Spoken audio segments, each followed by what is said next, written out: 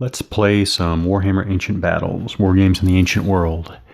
I have never played before, and this is my opportunity to dive into a seminal design, hugely influential design, and to see what it's all about in the Warhammer historicals world.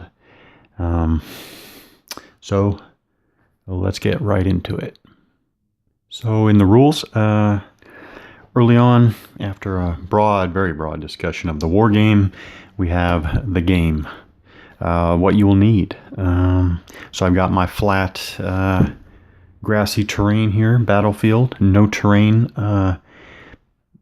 I'm not going to involve any terrain in this first game because I want to focus on the core mechanics. I've got my measuring stick. I've got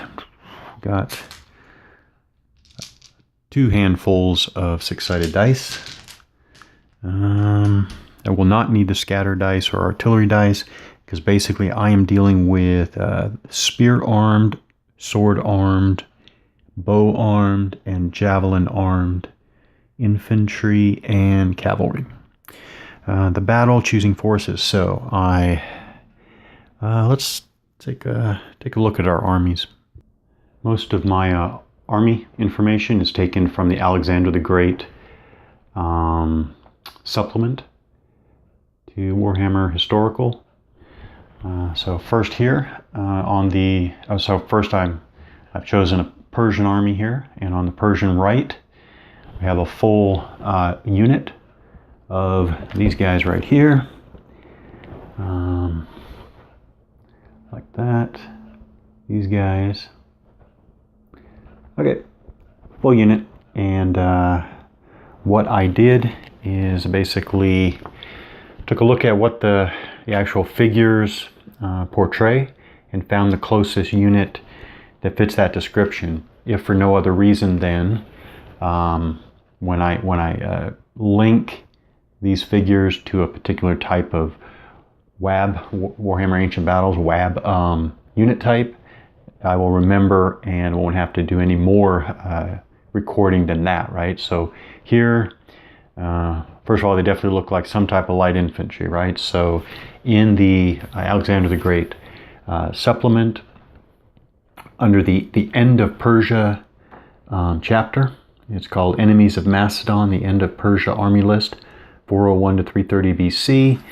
I just looked under light infantry and I see something called Takabara. And it says Takabara are armed with swords, javelins, and bucklers.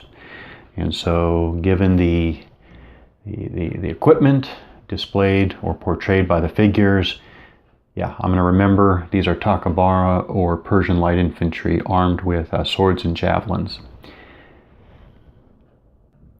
Next in the Persian line, we have this unit, a full unit of these type soldiers, armed with these large shields and a long spear.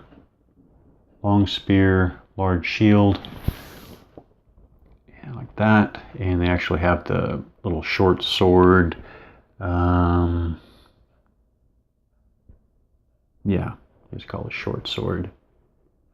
Large dagger, short sword, something like that. All right, so these guys, and this unit has a commander here. Has a commander figure there, and a standard figure there. Okay, so the rules tell me that your commander and standards, if you have them, they go in the front center row of the unit. So that's what I've done. And then now, interestingly, when I did a quick scan of the Alexander the Great supplement, I found no reference to it in a Persian immortal unit type. But then when I was looking in the back of the core rule book, they have a section called Warriors of Antiquity, which looks like a very general kind of a sweeping list of very typical unit types. So we're talking from Egyptian archers, Assyrian spearmen, and Hittite chariots all the way up through Hun horse archer, Viking huscarl, Norman knight, all the way up to samurai and English longbowmen. Let me see if there's, yep, okay, so 2 pages of kind of typical types, and luckily there was a Persian immortal. So this unit, I'm going with the large square shields and thrusting spears. I'm going to have them, this is going to be a Persian immortal unit with commander and standard. Of note, these guys are stubborn, and so I need to remember to apply the special rules for the characteristic, I guess, stubborn. And they also have the thrusting spear. I need to remember to apply the special rules for thrusting spear. These units were a little harder to figure out here, but I went with Persian infantry. Now, by the WAB rules, Persian infantry are supposed to be armed with sword, shield, and thrusting spears, but basically, to me, they're Persian infantry minus thrusting spears, so I will not apply the thrusting spears rules to this unit. Otherwise, they'll be the Persian infantry, and they will use the Persian line of that section under the enemies of Macedon end of Persia army list. So yeah, very, very average. Looks like very average infantry. So that's that one. And on the Persian left, these guys were actually kind of easy to figure out. But I'm going to call them light infantry and use the Mardian archers line of the Persian light infantry table. Yep, seems straightforward enough. So Mardian archers. On the opposite end of the battlefield, facing off against the Persians, my concept was to begin with a Macedonian army, but after I identified each of my 3 units, they turned out to all be Greeks, so mercenaries. So it's basically a full army of Greek mercenaries. So these guys with these long thrusting spears, I went ahead and identified them as hoplites using the mercenaries line of the hoplite table. So again, from the Alexander the Great expansion book, there's a Greek mercenaries chapter, and yeah, so we got hoplites with thrusting spears. So we will apply the thrusting spears rule to them. In the center here, we basically have another Greek hoplite mercenary unit with a commander and a musician in the front rank. So same as the thrusting spears hoplites over here, we have sword-armed mercenary hoplites, but a Macedonian commander and a Macedonian musician. Only 3 units to the Macedonian army. On the Macedonian right flank, we have 1 cavalry horse or horse unit.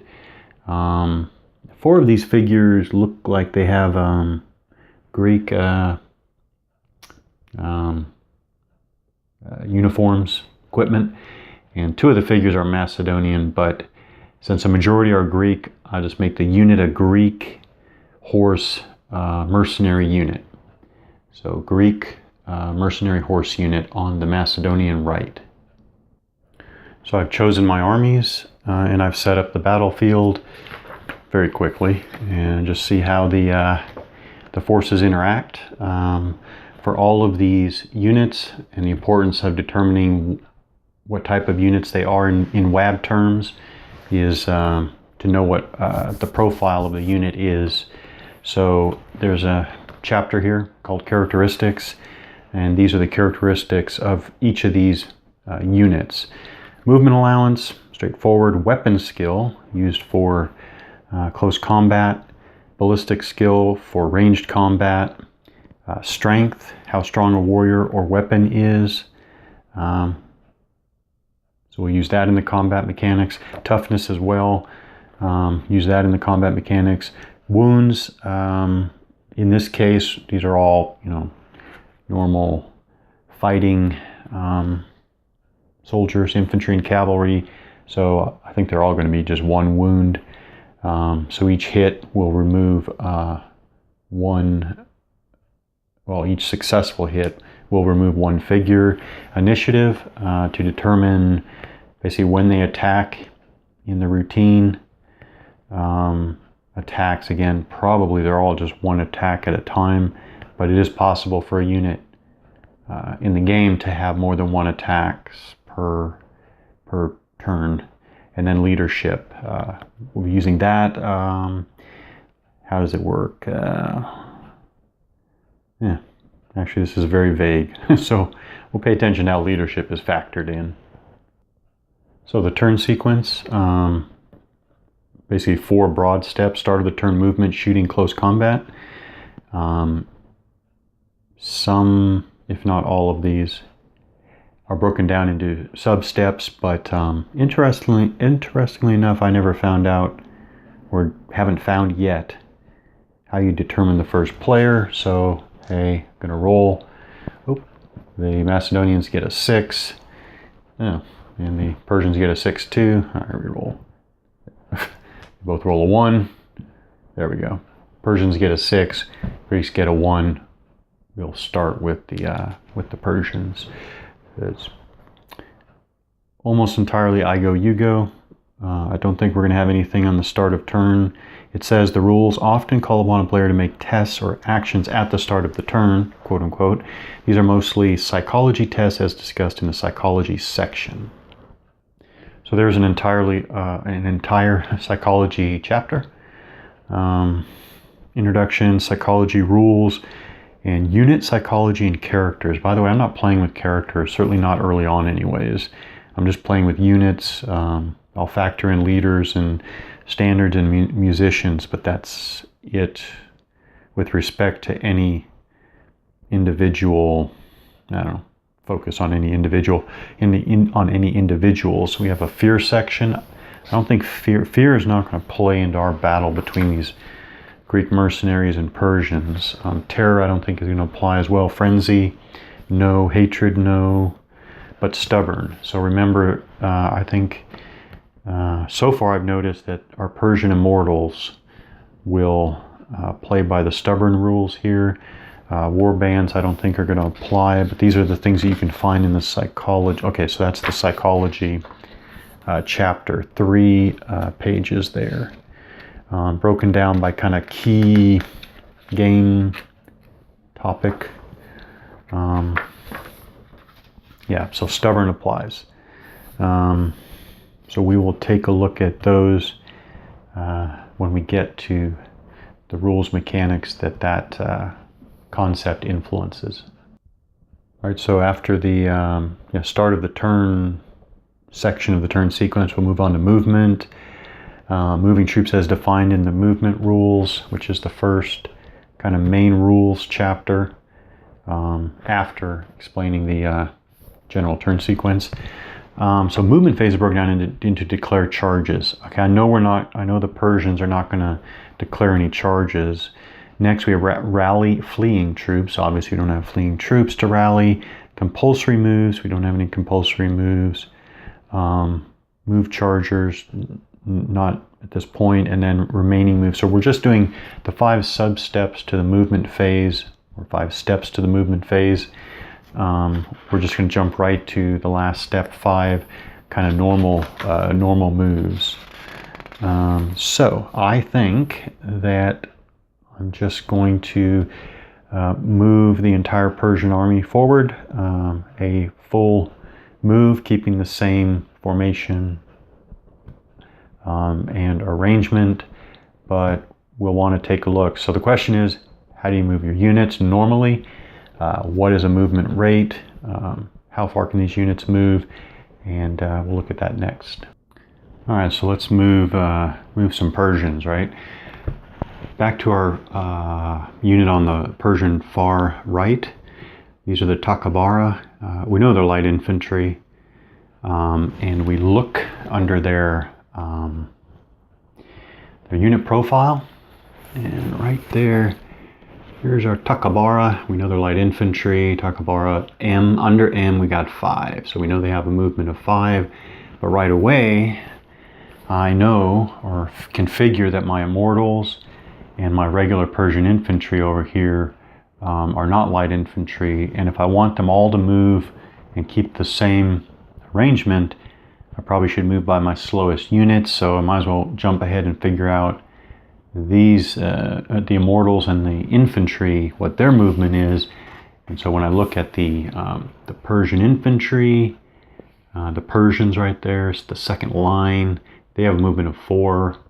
And when I look at the immortals, they have a movement of 4 too. So let's go ahead and figure we're going to move the whole army 4. I'm going to measure front of the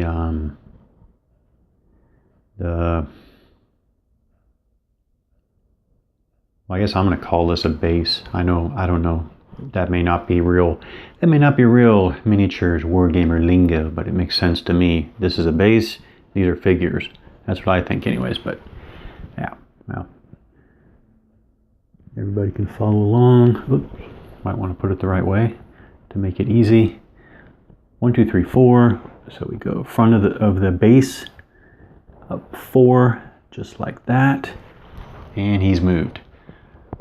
And then might as well move on the far left, forward 4, right? And then I can easily move the center guys in relation to the flanks, right? Should be 4 and 4. Persians have moved. Next, by the way, would be shooting. The third phase of the turn sequence would be shooting. We know we got these Mardian archers. If I remember that correctly. Yeah, Mardian archers. We know we have Mardian archers. We might as well figure out how far can they shoot. Started by looking at the rule summary, kind of the player play sheet in the back of the core rules. And there is a shooting chart, and we have different types of weapons with different ranges: short bow, crossbow, longbow, javelin, composite bow, and some type of crossbow. We'll take a look at that later. But first, I guess the question is, what type of bow are they using? I'm going to guess it's a composite bow, but we might as well figure out. Yeah. Might as well figure out rules-wise how you figure out what type of bow you're dealing with. So interestingly enough, the army, the army list, the troop type example just says they're armed with bows, but obviously the player reference card there didn't have just a bow. So we do have a special rules section with weapons and armor. So maybe we could start there. It does have a section for missile weapons. Let's try to figure out what we can get from there. And hand weapons. There we go. So here are missile weapons. And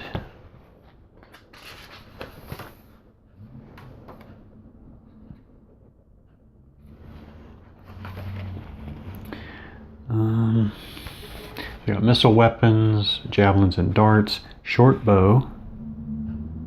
The short or self bow was one of the most common missile weapons used in the ancient world and was made of a flexible branch of wood and a string of sinew or fibers.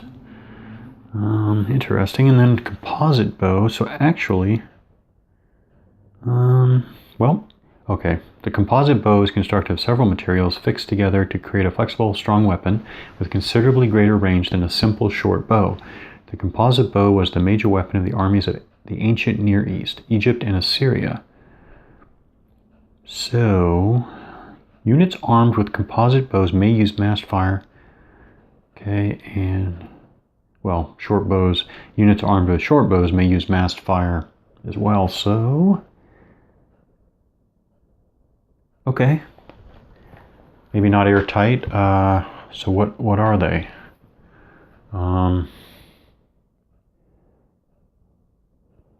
You know, I was about to go with a short bow actually, but my. Why does it want to? Yeah, I know it wants to zero in on the background. Why? Okay. I was actually going to go with short bow, but when they reference Eastern kingdoms, maybe I go with a composite bow. You know, until I look up, because these figures are from my Zvezda Age of Battles game, and I'm going to check back to see what Zvezda considers these bows specifically. But for now, let's go with composite bow. All right, so they're going to have some good range. They should have some good range, right? So we'll go back to the quick reference sheet and see composite bow. Okay, 24 inches range.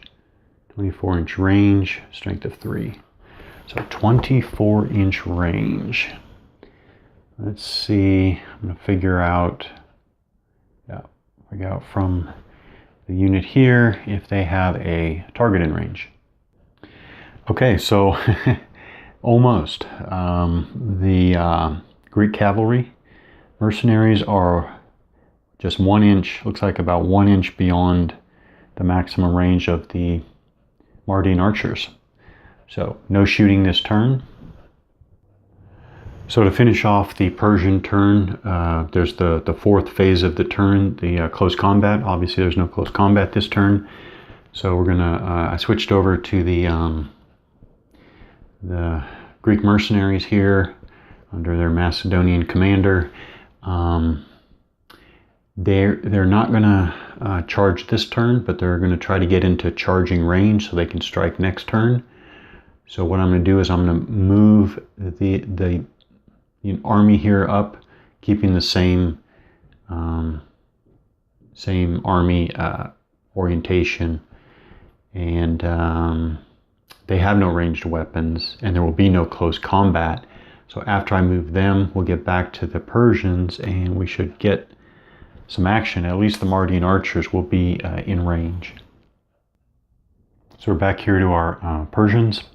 Again, I'm going to move up, keep the same army orientation. So we'll be going by the speed of our regular infantry in the back here. So we'll be moving 4 inches forward, and then we'll definitely not be charging this turn. And then we'll get ready to shoot with our archers here. So I didn't forget about my javelineers over here, but I did double check their shooting range is 8. So definitely no targets in range, but when they do get a target in range, they'll be using their javelins in shooting combat. And then over here, I guess there's the option to maybe leave the Mardian archers back to get a fire off against the approaching Greek mercenary cavalry. But if they did stay back and use their standoff, that would be good, except of course, I guess the trade-off is leaving the infantry flank there open. So maybe an option would be to refuse the infantry flank maybe, but I think those are basic considerations of the rules here. But I'll just keep it simple, straightforward, and get right into the core mechanics this time through. So since we're going to get into some missile fire with our Mardian archers, might as well take a closer look at our shooting chapter. There is no particular order in which shooting must be resolved. Nominate one of your units to shoot with and select enemy target. The Mardian archers are going to be shooting at the the Greek mercenary cavalry. Range, we've already checked. The composite bows have a maximum range of 24 inches. So the mercenary cavalry are now at about 16-inch range. Who can shoot? There is a 90-degree arc. So that would be from each of these figures. But clearly, I mean, both armies are still heading at each other straight on. So there's no issue there. We know that the target is within the firing arc of our archers here. There are no hills or hedges or walls or woods or friendly or unfriendly troops between our Mardian archers and the target, the Greek mercenary cavalry. We don't have elevated positions on the battlefield here, no cover. So we get to shooting hand-to-hand combat. Oh, okay, that doesn't apply yet, but we'll come back to this when we're talking about troops engaged in hand-to-hand fighting are far too busy to use missile weapons and therefore may not shoot. Players may wish to shoot at targets engaged in hand-to-hand combat. This is possible, but not necessarily a good idea, as you are likely to hit the wrong target. Okay, so we'll come back to that when that's relevant. Shooting at chargers, they're not charged. The cavalry are not charging yet. Dividing shots, massed archery. Massed archery. Actually, let's take a look at this. Bow-armed warriors in the rear ranks of a unit can shoot over the heads of the troops in front of them. Although they cannot see their target, archers are trained to lob shots to a predetermined distance under the direction of their officers. Individually, they're not likely to hit, but as a mass, the effect can be devastating, darkening the sky with large volleys of arrows. To represent this tactic, infantry or cavalry armed with bows can shoot with models in the rear ranks of the unit, so long as the unit did not move in its movement phase. Ooh, okay, they already moved this movement phase, so they won't be doing massed archery this turn. That's how I got it. How I got that. Yeah. Hitting the target. Okay, so I think that the front row of archers, are going to shoot at the cavalry target there. So hitting the target, ballistic skill. So now we go back to the unit information. And the Mardian archers have a ballistic skill of 3.